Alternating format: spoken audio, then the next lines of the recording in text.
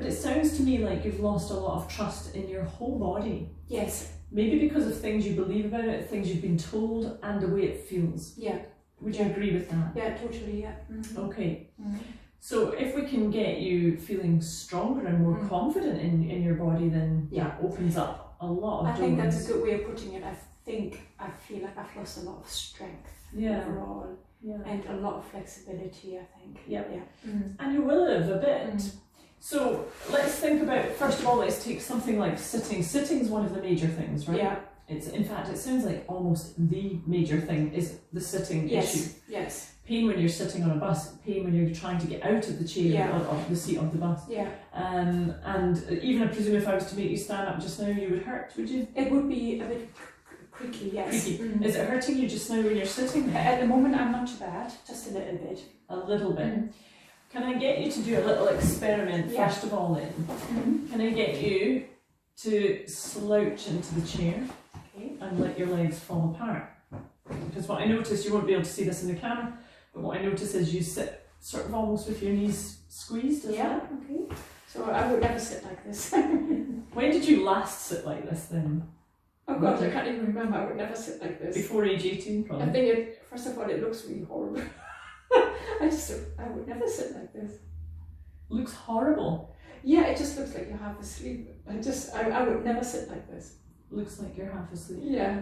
It's interesting. I see people who slouch like this and I just don't really find it very... You don't find it good, nice, attractive? Yeah. You find that a bit something lazy? About it. There's something strange about when you sit like this. Yeah, I don't like it. Well, that's certainly strange for you because you never sit like this. I never sit like this.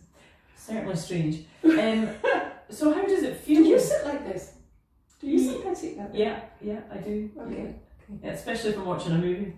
When I'm talking to someone, I tend to sit like that. Yeah. But I'm not, you'll notice I'm not like that. I sit like this. You're really upright compared with me. Yeah. And I'm a back pain specialist. Yeah, interesting. Okay.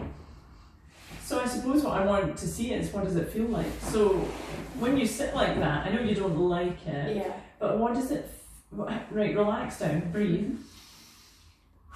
Feels quite comfortable. Are you a good breather, by the way? I haven't noticed any, it's not like you're breath holding or anything. No, I don't think so. And you're quite a good breather, I think as far as I've noticed. Yeah. Okay. Do you feel relaxed right now? I think it's quite comfortable actually. Quite like it. I know. I'm not surprised. Yeah, no, it's quite nice. Why do you think it's nice? What have you just done?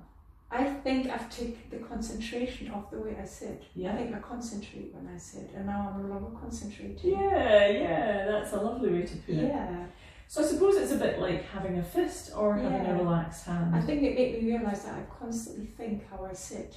Yeah. That's really interesting. Yeah, it's very interesting. Yeah. So how much of your brain space does it, when you're sitting, how much of your brain space is being taken up by your back? Yeah, good question. Quite a lot? Yeah, I would say, certainly when I have... Whereas when you're walking, it doesn't take up brain space? No, when I'm walking, I don't have... Well, the backpack's going to be easy then. Yeah. But when you're sitting, it takes up brain space. Yeah, and I do notice it actually when I'm on the bus and I do get pain.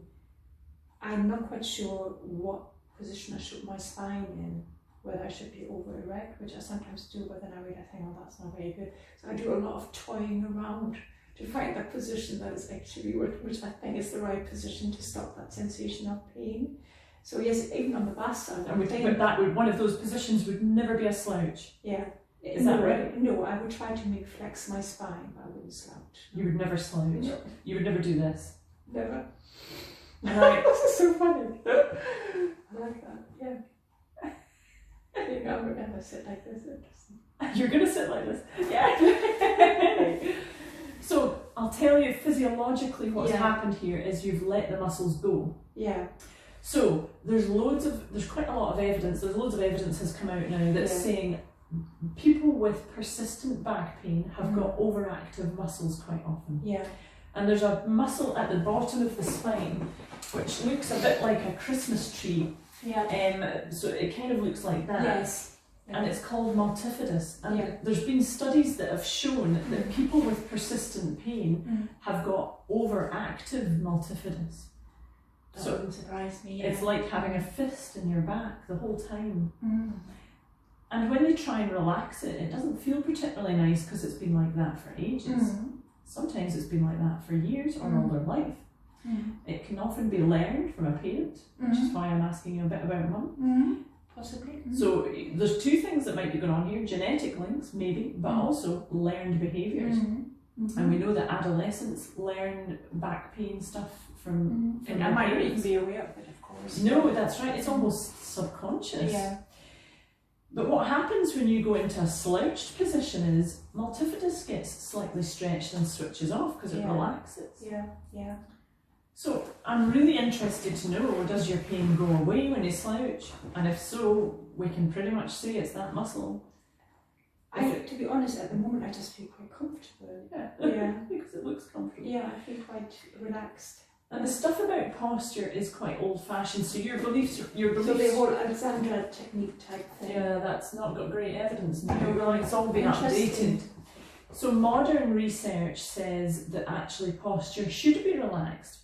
And in fact, that old myth of having to be upright comes from older research that's kind of been sort of since updated. And we used to believe that the spine, it was best to keep it straight. But of course, it doesn't make much sense, does it? It's a bit like you saying to me, well, I've had a sore wrist since age 18, so ever since age 18 I'm keeping it tight. Yeah, that's true. And be like, well, what's that going to do? What's that going to do to you if you're keeping your wrist tight since age 18? Yeah. What will it be now at age 52? Yeah, no, absolutely. Yeah, it makes sense. It does. Yeah, but I think this is something that has been drummed into us for so many years. It's ingrained. Yeah. And you're not alone. This is what I'm very interested in. Yeah. This is why I want to go and speak to students as well. Yeah. Because all of the research is now really saying that actually we should be sitting in a comfortable posture, not necessarily upright. Some people find upright very comfortable, but I don't. No, I wouldn't say that I do, not either. Well, it sounds like it's horrible for you. In fact, every time you're sitting, you're agony.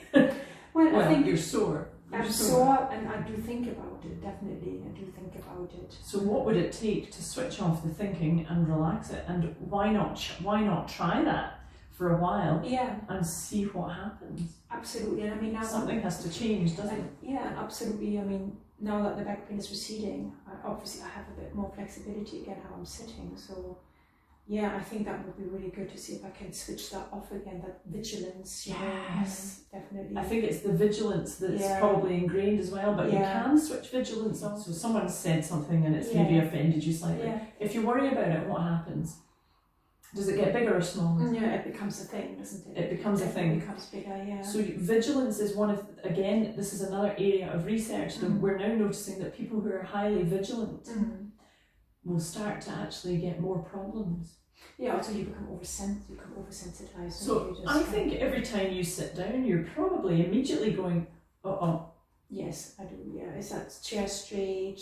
Yeah. Should I put the cushion behind my back? What will I do to be? So when I sit on the sofa, I will always prop myself up as upright as I can because I thought that was the right thing to do. Yeah, you thought you were doing the right thing. Yeah, I get absolutely. That. I get that, and I know where that's all come from. Yeah. But I think it's maybe not helping you. In fact, it's not really different. That's for sure. Yeah. What you thought was correct and good is actually maybe persisting your pain. It's maybe continuing, your multifidus is continuing to carry on in spasm. Yeah. And if we can get your multifidus to let go, maybe you'll get rid of like a lot of your pain. I mean, that would be ideal. I do feel that there's a lot of tension just down there. I mean, that's a feeling, I think. So maybe there's something in it, definitely. Yeah. Mm-hmm. So you're already sitting more relaxed. Yeah. Does it feel nice? Yes. Wow, good. First step, she has relaxed. That's it. Good, great. That's the first major step. Yeah. And that actually that'll take you a long way. Yeah. The next thing we need to do is see how strong your back is. Yeah. And I'm pretty sure we're going to find a strong back. How do I know that?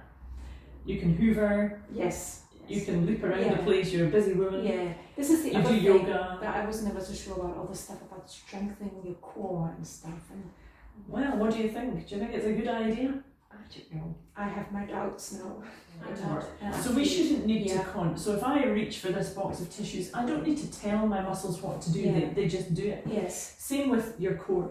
If your core needs to balance you, it will balance you. If it doesn't need to, it won't. But it's always working. Your core is always working, and we don't need to question it. So you've had back pain since age 18. Yes. And I want to rewind to when it started, if you can. What do you remember about how it started or why it started? Do you remember anything about it? I think it must have been just one of those, I don't know, you don't call it lumbago here, do you? I don't know what it was. It was an old-fashioned term. So in Germany you have a very similar, it's just like a really intense, almost like an electric shock type pain in the lower back that would basically make me immobile for a few days. So it's really excruciating pain. We're talking not do you remember your first one? No, I just know that it was quite bad and that my mum thought it might be a good idea just to go and see a doctor because I was quite young, but there was nothing conclusive. So that's, which I understand now is very often the case. You look at back and you can't quite see what happened, and it does happen. And then I kind of forgot about it, but then throughout my 20s into my 30s I would have these, sometimes for something quite obvious like lifting something in the wrong way, and sometimes there wouldn't be a trigger, just something happened and it was like a snap. Sometimes no triggers at all. No physical triggers sometimes. No.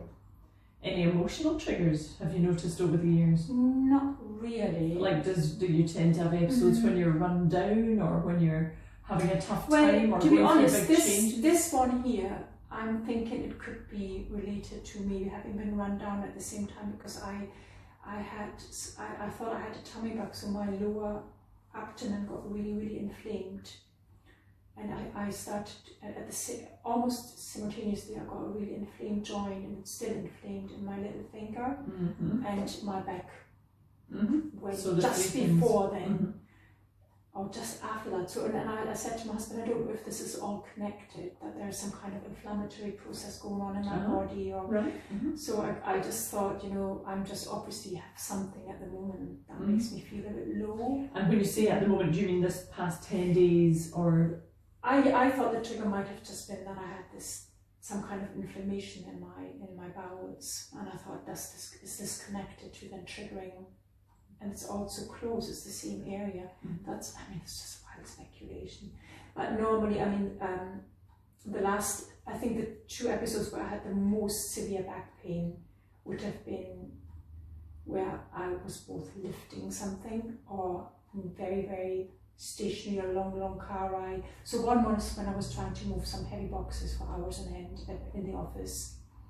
And then the other episode many years later was I had been sitting in the car and in the plane for maybe something like 12 hours, then went to the beach and did a breaststroke with my head sticking out of the water, and then 2 hours later I was immobile, so I could attach it to something. So mostly I would say there were physical things happening. Usually. Yeah. But there's maybe been 1 or 2 episodes where there's been nothing physical. Yes, absolutely. And now kind of confusing, isn't it? It is, and maybe now recently I would say probably there were not the triggers, other than that I always felt, oh gosh, my back's not really good. It can go at any moment type feeling. Yeah. For the last 18 months, 2 years basically, yeah. Okay. So you feel it's quite fragile. I feel fragile, yeah, I feel fragile. That's exactly what I would say. Easily triggered. Easily triggered. Which is maybe easily triggered, maybe a different statement. I tend to do that. But yeah, so my mum had it pretty bad. Yeah, she did. Okay. And so you watched that, and she had it all yeah, all her adult life as far as you know? I remember, I think probably just a couple of really bad incidences, and then she wouldn't have, my mum was not a complainer, she was very stoic. So she would get back to things? Yeah, she would just get back to things. But then in the end she decided, I think that's me, I've done enough.